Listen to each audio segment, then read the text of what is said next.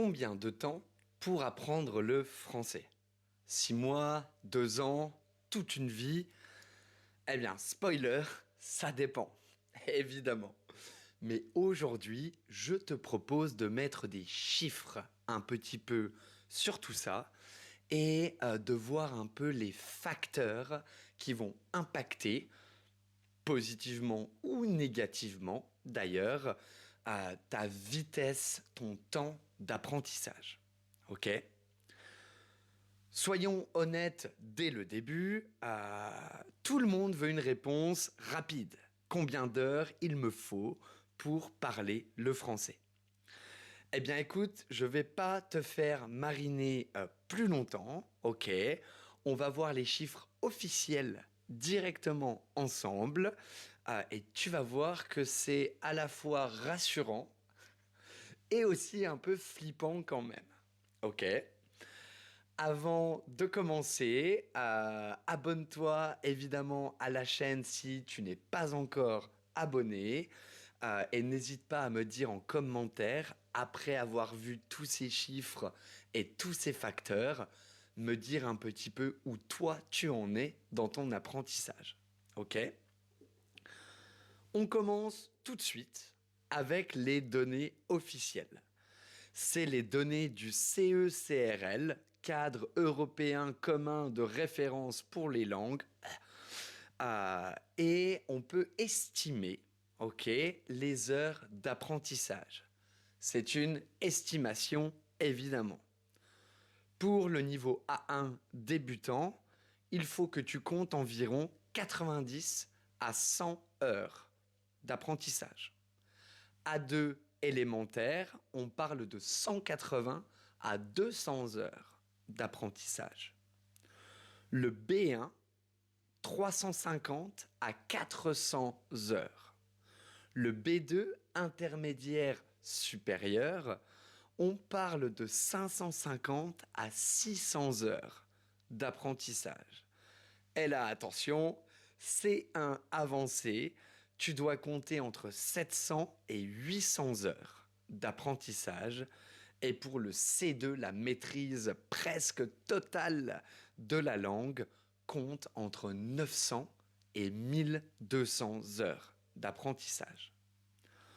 En résumé, ok, pour que tu tiennes une conversation simple A2B1, tu dois compter 300 à 400 heures sérieusement investies, évidemment. Pour être à l'aise dans presque toutes les situations de la vie quotidienne, on parle d'un niveau B2, C1, tu dois plutôt viser entre 600 et 800 heures d'apprentissage. Et pour atteindre un niveau quasi natif, on parle du C2, prépare-toi à plus de 1000 heures et beaucoup de café, beaucoup d'efforts. Ok? Une petite comparaison internationale pour mettre tout ça un peu en perspective. D'après le FSI américain, Foreign Service Institute, pour un anglophone, le français, c'est une langue classée en catégorie 1. C'est-à-dire qu'elle fait partie des langues les plus faciles à apprendre, avec l'espagnol et l'italien, par exemple. Le temps estimé, c'est entre 600 et 750 heures pour atteindre un niveau professionnel B2 C1. C'est pas la mer à boire non plus quand on y réfléchit un petit peu. Et justement, si tu veux apprendre une langue de catégorie 4, par exemple, le chinois, l'arabe ou le japonais en font partie. Ok. Là, il faut viser 2200 heures pour arriver au même niveau.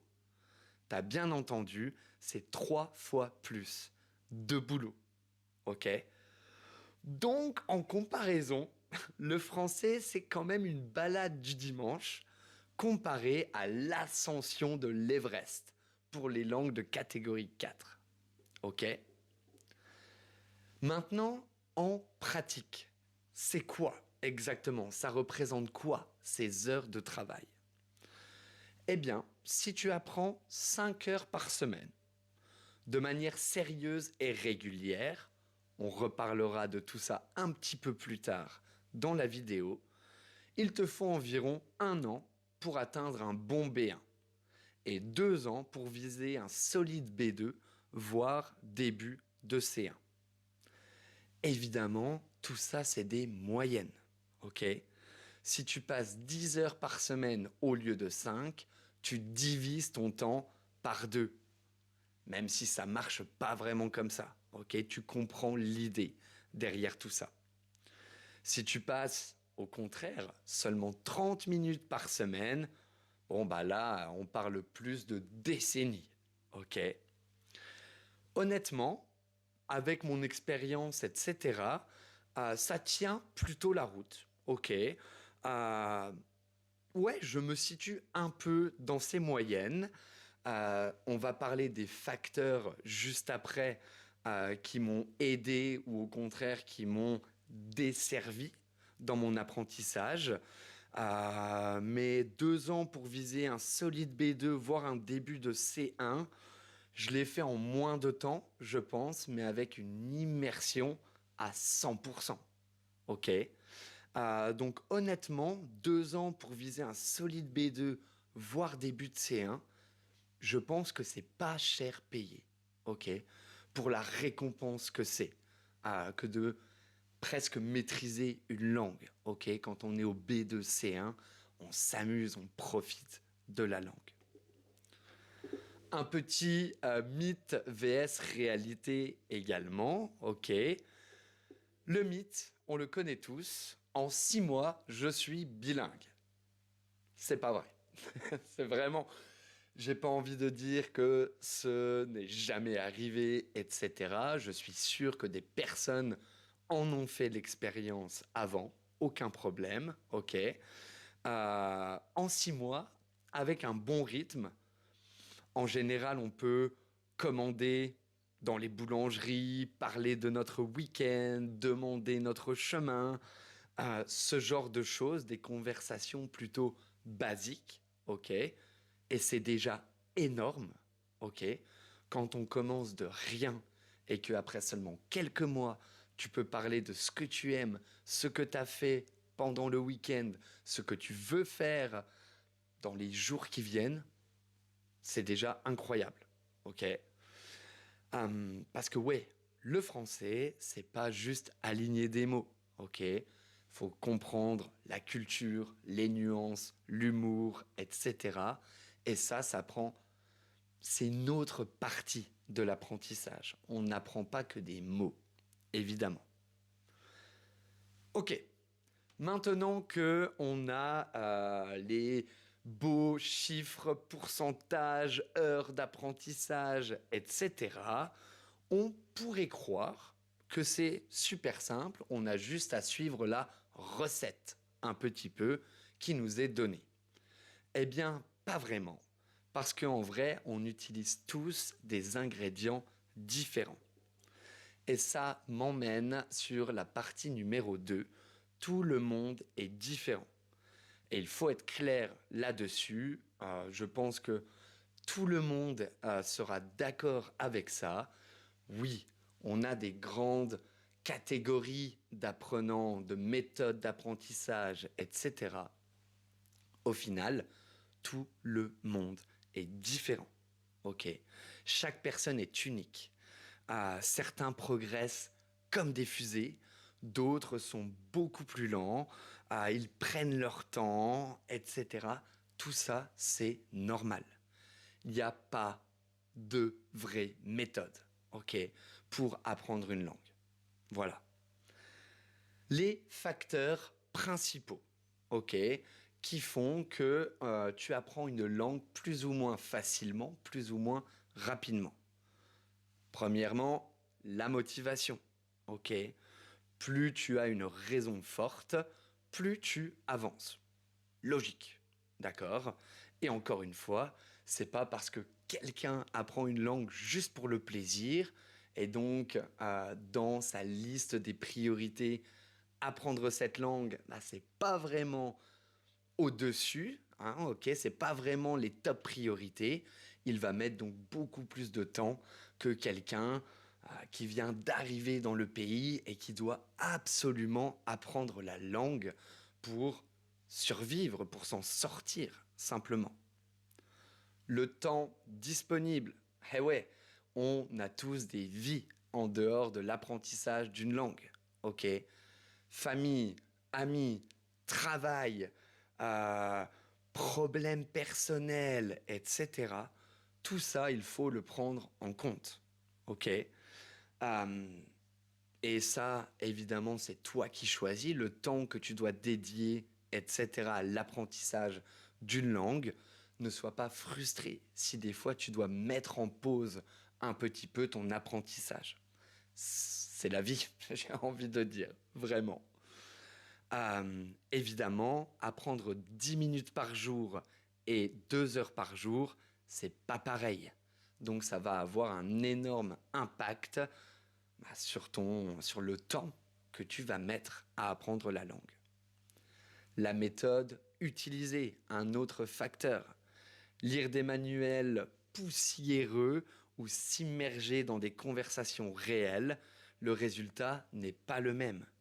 Encore une fois, ça dépend vraiment de qui tu es, comment tu aimes apprendre et ce qui marche ou pas pour toi, vraiment. Il n'y a pas de bonne solution. C'est la tienne, la meilleure solution, vraiment. Les expériences antérieures. Si tu parles déjà, si tu as déjà appris une autre langue étrangère, tu es beaucoup plus préparé. Ton cerveau, il l'a déjà fait. Tu sais ce qui marche, ce qui ne marche pas. Tout est beaucoup plus clair pour toi. Le contact avec la langue, autre facteur. Plus tu écoutes, regardes, lis en français, plus ton cerveau il s'y habitue. Ok. Et aussi un petit peu l'âge. Ok. Wow. Ouais, j'en parle parce qu'il faut en parler. Euh, la grande différence pour moi, c'est peut-être entre les enfants et les adultes. Ok. Quand on est enfant, on le sait tous, on est des vraies éponges. On peut apprendre n'importe quoi. Quand on est adulte, il faut travailler un petit peu plus. Voilà. Ah. Alors ok. Donc justement, pourquoi certains, ils avancent à toute vitesse pendant que d'autres pataugent? On a vu les facteurs auxquels il faut prêter attention, j'ai envie de dire, ok? Tu vas voir que ce n'est pas vraiment une question d'intelligence, c'est souvent une question d'environnement et de méthode. Du coup, on va voir tout de suite ce qui peut booster, ok, ton apprentissage. Les facteurs qui accélèrent ton apprentissage. Contact quotidien avec la langue. Même 10 minutes par jour, ton cerveau, il reste branché à la langue. Ok? C'est super important. C'est ce que j'essaye de faire le plus possible. En général, il y a toujours 1 ou 2 jours dans la semaine où bon, je révise pas vraiment les langues, etc. Mais sinon, j'essaye de faire 5, 10 minutes par jour de vocabulaire, lire un texte, ce genre de choses pour justement garder ce contact-là. Ok? L'immersion. Vivre en France, le top du top. Recréer un environnement francophone chez toi, ça doit être ça ton objectif. Tu te fais un petit monde de français. Ok? Films, séries, musique, livres, etc. etc. L'apprentissage intelligent. Fixe-toi des mini-objectifs atteignables, ok? Comme apprendre par exemple 5 nouveaux mots par jour, écrire 5 phrases sur ta journée en français, voilà, écouter une vidéo de 10 minutes, ce genre de choses, le plus possible, ok? L'utilisation active. Ça, c'est très rigolo. J'ai commencé à faire ça quand j'apprenais l'anglais, ok? Essaye de te parler, ok? Quand tu te balades, parle à ton chien.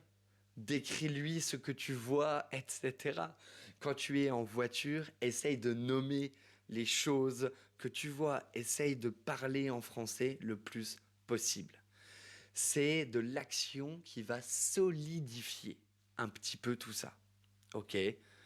Et celui-là, le dernier facteur, c'est vraiment un déblocage mental qu'il faut faire. Pardon, j'en parle à chaque fois.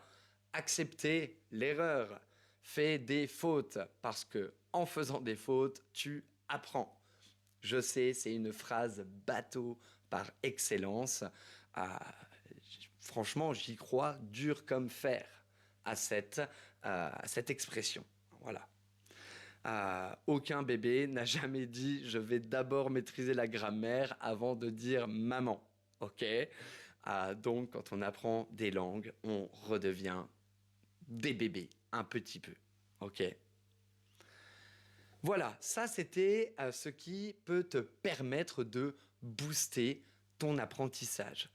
Donc si tu trouves que tu patauges un petit peu, que tu es bloqué au même niveau, essaye de revoir ces facteurs-là et vois si tout est optimal pour toi.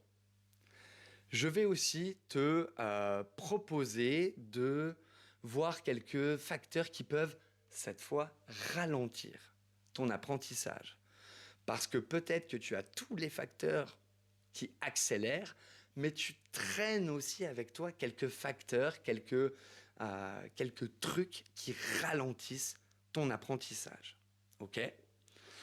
Parfois, on tombe dedans sans vraiment s'en rendre compte. Ok. Donc, c'est bien aussi de prendre un petit pas de recul et analyser un peu ta méthode, ton environnement, etc. Premier frein à l'apprentissage, la peur de parler. On en revient à ce qu'on disait avant, attendre de parler parfaitement avant d'ouvrir la bouche, c'est le blocage garanti à 100%. Ok. Le deuxième frein, le manque de régularité. Celui-là, c'est un enfer, il est horrible. Ok. Parce que ouais, 10 minutes par jour, c'est rien, on est d'accord.